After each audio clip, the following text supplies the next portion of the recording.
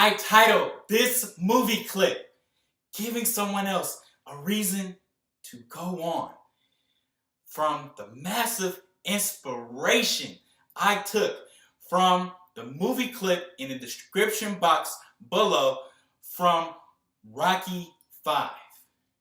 Now, Rocky 5 is probably one of my least favorite Rocky movies, but this particular scene is so touching and moving to me.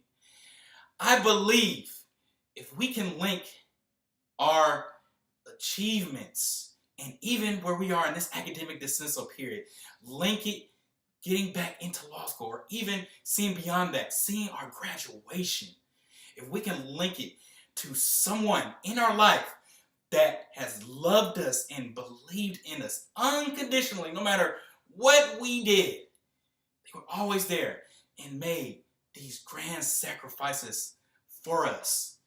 If we can link it to that person, it gives us this emotional, spiritual energy, passion, fire to keep going on like no other.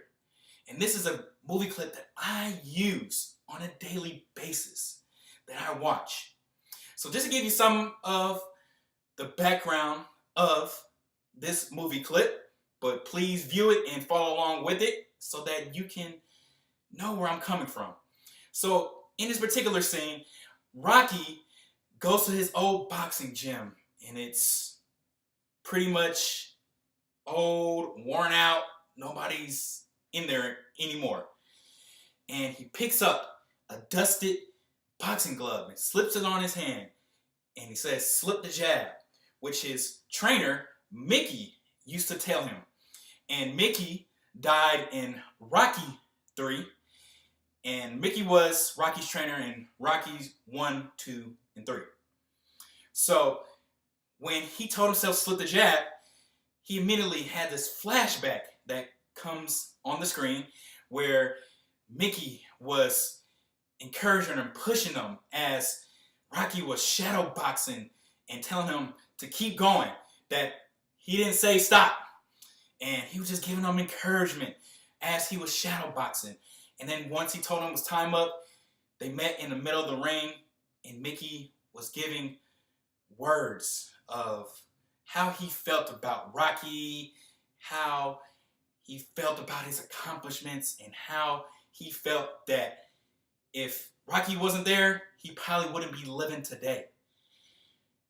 And with this scene in particular, I thought about one person in my life. I have a lot of people that love me unconditionally, believe me unconditionally, but there's one person in particular that I thought about, and who is the number one woman in my life, and it is my grandma.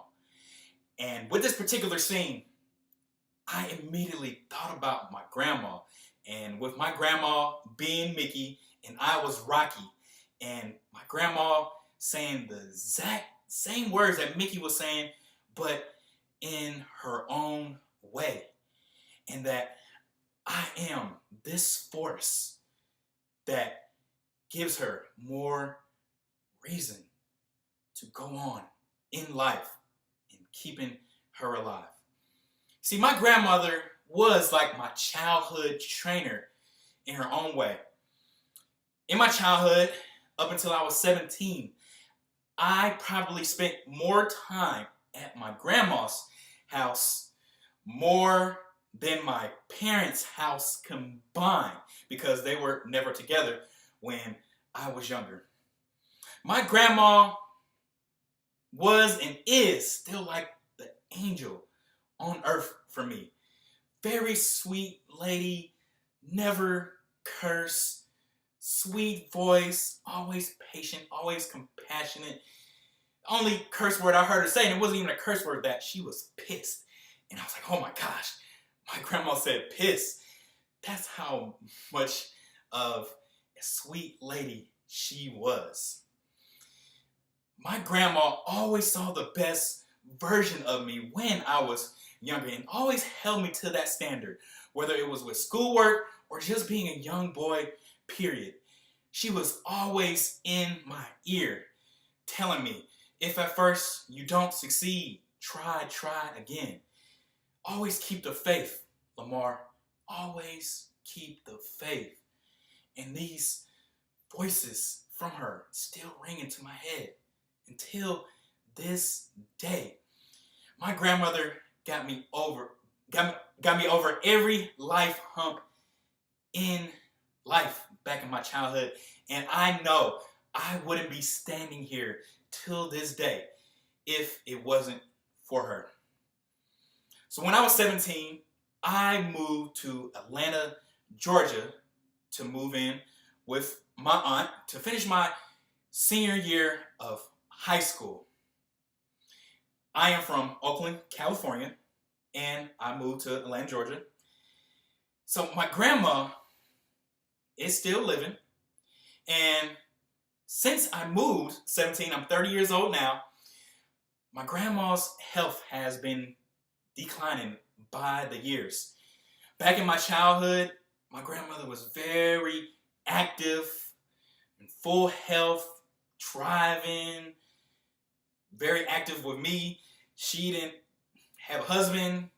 She didn't have really anything else. So she put all of her dedication into me. Plus, I was the first grandchild, and I was a boy. So she was Team Lamar all the way. When it came to food, when it came to anything, financial support, everything, my grandmother was there. My grandmother's house was my safe haven to keep me out of the streets of East Oakland. And even when my parents' house, which was very chaotic and very unstable, which I'm pretty sure you can probably relate to, my grandmother's house, it was peaceful. It wasn't all that chaotic that I was experiencing with my parents' house. It was a place where I can come for love and belief and just nonstop support. So throughout the years, my grandmother's, as I told you, my grandmother's health has been declining. So she's had major strokes and major health issues. And she's had some major strokes to the point where she's been staying in her house for 40 plus years. And this past major stroke happened a couple years ago where it was so major that we as a family had to sell her home and to move her into a nursing home in Oakland, California, in a local nursing home. And I have been back home a couple times since she's been in her nursing home and spent a lot of time with her. I usually go back for Christmas break, and that is usually my focus, is spending time with my grandma. And she can't really hold a conversation for 5 minutes because of a major stroke and other health issues. She's losing her memory. It's just, that comes with old age. I'm good with the reality. That's just a part of life. So I'm not here to be all sad or anything about it. But one thing that I have always admired about my grandma, that is so a part of me, is her indomitable spirit. Gosh, I mean, she has been on the cusp of death, of her health issues many a times. Even one time, just recently, like a couple years ago or last year, she was in hospice care, and they thought that she wasn't going to live for a couple days. But here she is, rising again, and she keeps kicking. She keeps coming back. And it's something that I have admired about her. She just doesn't give up. She could have gave up a long time ago. But I give this meaning in this academic dismissal period. I made a promise to my grandmother a long time ago. She knows how badly I want to become a lawyer. It's something that we talked about since high school. And one of her wishes back then, when she was at full health, was that she wanted to be alive to see me graduate from college. And I achieved that. my bachelor's, and even my master's. And I gave both degrees to my grandmother. It wasn't about me. It was about my grandmother. I gave everything to her, both diplomas.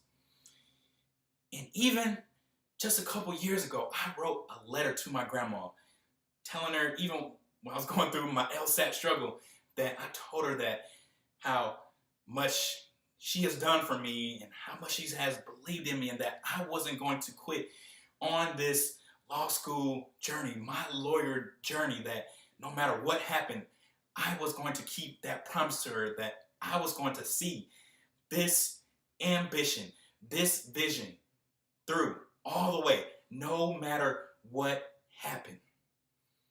And here I am, still today. And I even in my personal time, in my private visualization time, I believe that my grandma is alive to see me graduate from law school. She is almost 90 years old. And don't know how long she's going to live. We don't know these things. But I give it special meaning, special reasoning for myself, that I am this force that she can see me graduate from law school. The complete icing on the cake. And it's not about money. It's not about me achieving the lifestyle, being a lawyer. But my grandma always wanted me to be the best that I can be, living up to my greatest potential. That's all she ever wanted from me. So if she can fight for her life every single day in a nursing home, I can fight and deal with this measly academic dismissal. They're not even comparable. She goes through it every single day. So I connect that to what I am going through. And she is my greatest push. And I visualize my grandmother viewing my law school graduation, because I vision myself being a 3L speaker at commencement. I'm going to petition so. But she is too sick to travel from California to Georgia.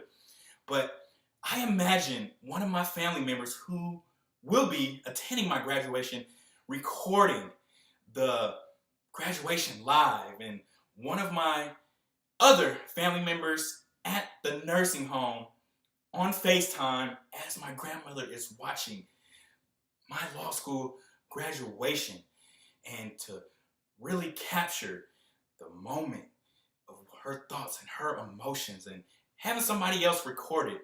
And I want to see her reaction, and really just this manifestation, this vision of her being my greatest push, that grandma, we did it.